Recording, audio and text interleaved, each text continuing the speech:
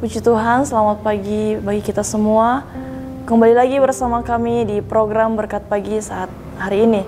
Puji nama Tuhan, pada saat pagi hari ini kita mau sama-sama belajar dari kitab Yesaya, di mana pembahasan pada saat pagi hari yang indah ini kita membuka dalam kitab Yesaya pasal 49 ayat yang ke-15. Yesaya 49 ayat yang ke-15. Di sana firman Tuhan berkata, "Dapatkah seorang perempuan melupakan bayinya sehingga ia tidak menyayangi anak dari kandungannya? Sekalipun dia melupakannya, aku tidak akan melupakan engkau." Pada saat pagi hari yang indah ini, kita mau sama-sama belajar, di mana saya akan memberikan judul firman Tuhan, yaitu Tuhan tidak pernah melupakan kita. Ketika kita sedang dalam permasalahan, sedang dalam pergumulan hidup kita, sedang dalam penderitaan dan tantangan yang berat, seringkali kita berkata Tuhan tidak ada dalam hidup kita. Seringkali kita beranggapan bahwa Tuhan tidak pernah peduli kepada kita dengan keadaan yang sedang kita hadapi. Nah, tanpa kita sadari, pemikiran kita adalah pemikiran yang salah. Karena di mana ayat firman Tuhan pada saat pagi hari ini berkata bahwa dapatkah seorang perempuan melupakan bayinya sehingga ia tidak menyayanginya anak dari kandungannya, sekalipun dia melupakannya, aku tidak akan melupakan engkau. Tuhan tidak pernah melupakan kita. Tuhan tidak pernah meninggalkan kita. Sekalipun kita dalam keadaan susah, sekalipun kita dalam keadaan yang menderita, dalam keadaan menghadapi pergumulan berat sekalipun, Tuhan tetap ada dalam hidup kita.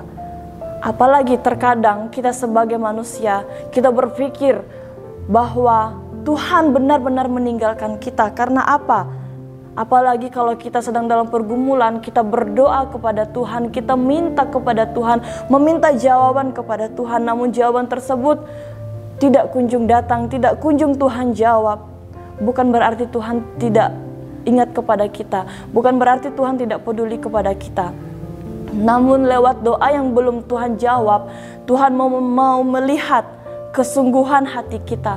Tuhan mau melihat betapa setianya kita datang kepada Tuhan. Tuhan mau melihat betapa sesungguh-sungguhnya kita datang kepada Tuhan. Apakah kita benar-benar punya hati, punya kesetiaan untuk datang kepada Tuhan, untuk menyampaikan setiap pergumulan dalam hidup kita, untuk menyampaikan setiap penderitaan yang kita alami, setiap permasalahan yang kita alami kepada Tuhan. Bukan berarti Tuhan tidak sayang kepada kita, bukan berarti Tuhan tidak peduli kepada kita. Namun Tuhan mau melihat kesungguhan hati kita datang kepadanya. Apakah kita benar-benar ingin mendapatkan jawaban atas doa-doa kita? Apakah kita benar-benar ingin mendapatkan setiap apa yang kita doakan? Disitulah Tuhan mau melihat kesetiaan kita kepadanya. Nah, di ayat yang ke-15 tadi, tidak mungkin seorang ibu meninggalkan anaknya. Tidak mungkin seorang ibu melupakan anaknya. Begitu juga dengan Tuhan. Kita punya Tuhan, punya Bapa yang setia. Sebagaimana orang tua kita tidak mungkin melepaskan kita, tidak mungkin melupakan kita, begitu juga Tuhan tidak akan pernah melupakan dan melepaskan kita. Nah, kalau kita selalu berpikir bahwa Tuhan itu tidak peduli pada hidup kita, Tuhan tidak peduli dalam diri kita, berarti itu tandanya kita belum sepenuhnya mengenal Tuhan. Itu berarti tandanya kita belum sepenuhnya siapa Tuhan itu dalam hidup kita. Karena kalau orang yang benar-benar mengenal Tuhan, maka orang tersebut tidak akan pernah berpikiran seperti itu. Dia pasti akan tetap berpikiran positif bahwa Tuhan itu ada dalam hidupnya. Namun ketika orang yang belum benar-benar mengenal Tuhan, maka dia akan berpikir seperti itu. Tuhan meninggalkan dia, Tuhan melupakan dia, Tuhan tidak peduli kepadanya. Namun ketika kita tanam dalam hati kita, dalam hidup kita ada Tuhan yang benar-benar setia dalam hidup kita, maka kita tidak akan pernah berpikir seperti itu. Kita boleh ada sampai detik ini, kita boleh ada sampai saat ini. Itu karena Tuhan sayang kepada kita. Itu karena Tuhan peduli kepada kita. Bukan Tuhan yang melupakan kita. Namun kita yang seringkali melupakan Tuhan. Kita lupa memberikan waktu kita untuk Tuhan.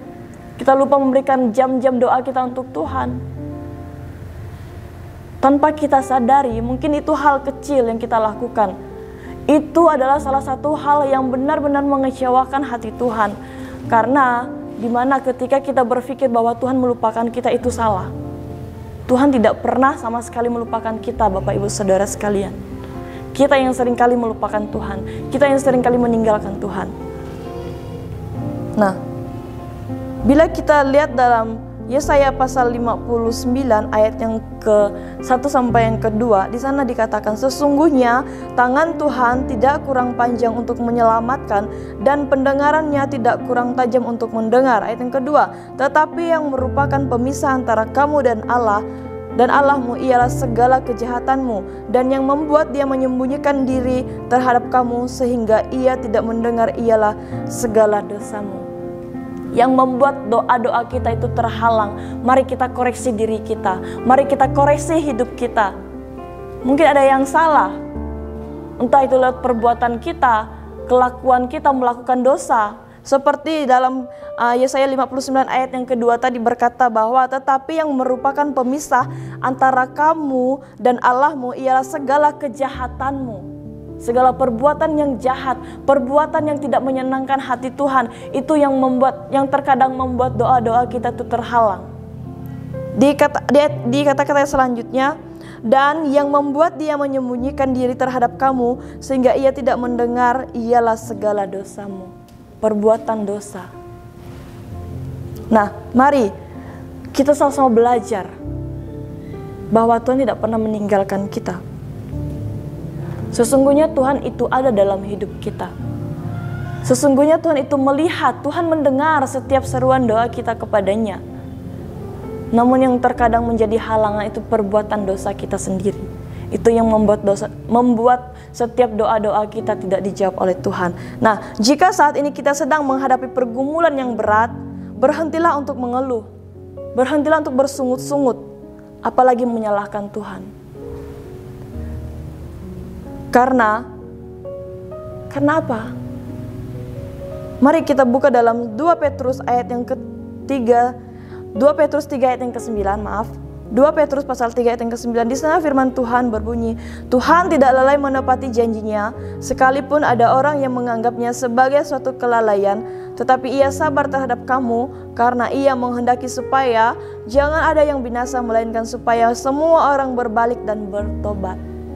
Nah, ketika kita melakukan dosa, ketika kita melakukan kejahatan demi kejahatan, mari kita bertobat, mari kita datang kepada Tuhan, mari kita minta ampun kepada Tuhan. Karena apa yang kita doakan, ketika kita sudah minta ampun kepada Tuhan, maka Tuhan akan menepati setiap janji-janjinya dalam hidup kita.